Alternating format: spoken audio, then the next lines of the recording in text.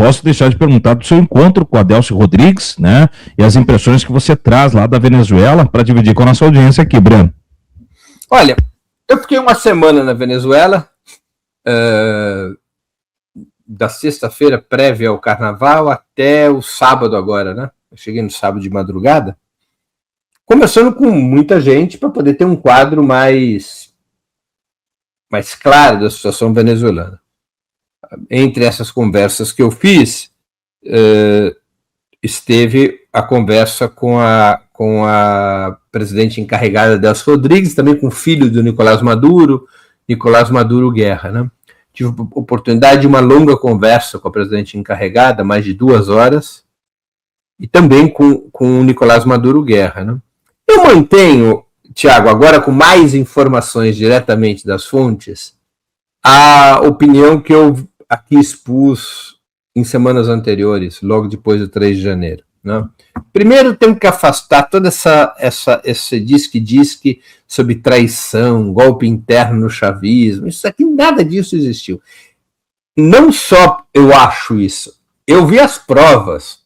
A presidente encarregada das Rodrigues fez questão de me mostrar trocas de mensagem com distintos interlocutores naqueles momentos do ataque no dia 3 de janeiro. Eu relatei isso no programa que eu fiz no domingo agora, né? Sintetizando as minhas conversas em Caracas. Ali fica muito claro que, num certo momento, Delcy Rodrigues e os demais dirigentes chavistas dizem aos Estados Unidos: não haverá acordo nenhum. Então houve uma sequência, né? Então a Caracas foi atacada violentamente, o presidente Maduro foi sequestrado. A primeira informação que chegou à presidente Delcy Rodrigues foi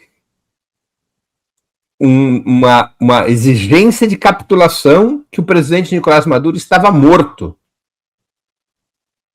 A resposta que o chavismo deu, que ela deu ao intermediário para informar a Donald Trump, é que nenhuma negociação seria feita nessas condições.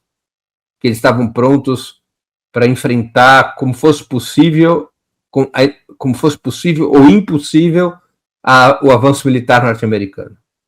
Passa um tempo, o interlocutor informa: Maduro não está morto, ele foi sequestrado. Novamente, Delcy Rodrigues se recusa a qualquer negociação enquanto não houvesse uma prova de vida. A prova de vida, em seguida, é apresentada, que é aquela foto de Nicolás Maduro sendo transportado num avião. E aí, a opção do governo venezuelano, liderado já por Delcy Rodrigues, foi negociar.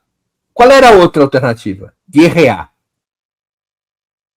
Em condições extremamente desiguais, como ficou provado no próprio 3 de janeiro.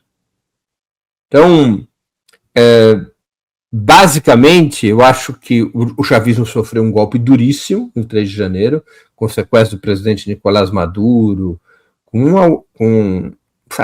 uma certa humilhação militar diante da ação norte-americana, e agora o chavismo tenta ganhar tempo, ou seja, tenta se recompor e tenta evitar ao máximo um novo confronto militar que pode ser desigual.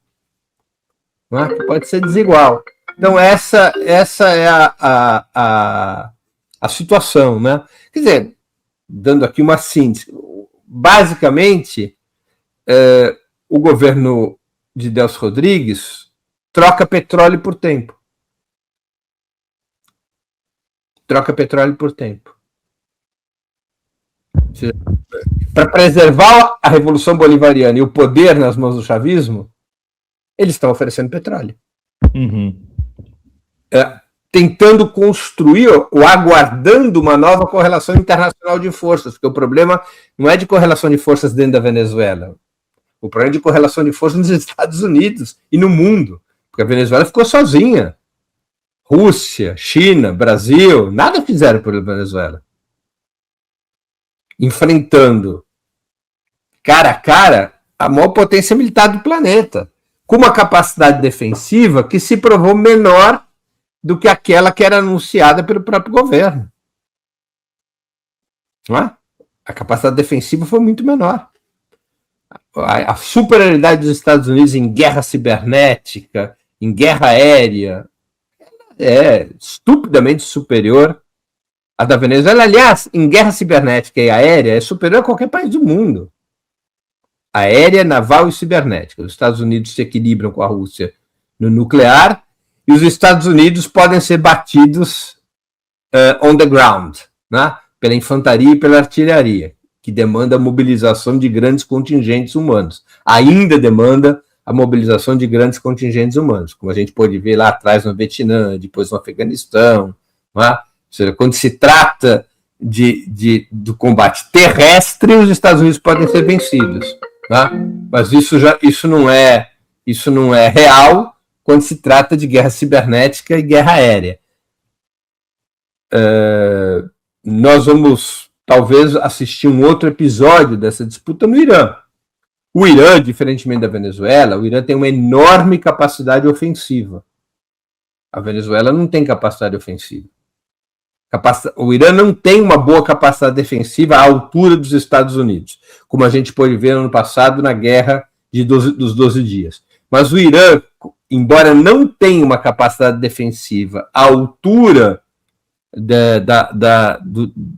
das capacidades ofensivas dos Estados Unidos e Israel, o Irã tem também uma enorme capacidade ofensiva, que são seus mísseis, que fizeram um estrago em Israel, que obrigaram Israel a cessar fogo, que obrigaram os Estados Unidos a colocar uma coleira no seu cachorro bravio, que é o regime sionista. Não é?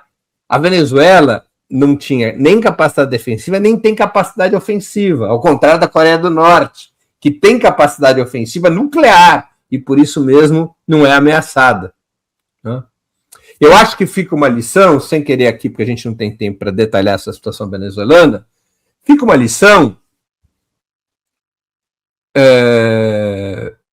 de que não existe soberania sem capacidade militar. Soberania não é assegurada por soft power. Ou você tem um escudo militar a partir de alianças, que é como Cuba teve no período soviético, ou você tem que construir sua própria capacidade militar. Isso vale para a Venezuela, isso vale para o Irã, isso vale para o Brasil. Não existe soberania sem uma forte capacidade militar. E essa forte capacidade militar inclui a bomba atômica. A bomba atômica é a única possibilidade da paz. Ironicamente. Porque ela cria um obstáculo à agressão imperialista.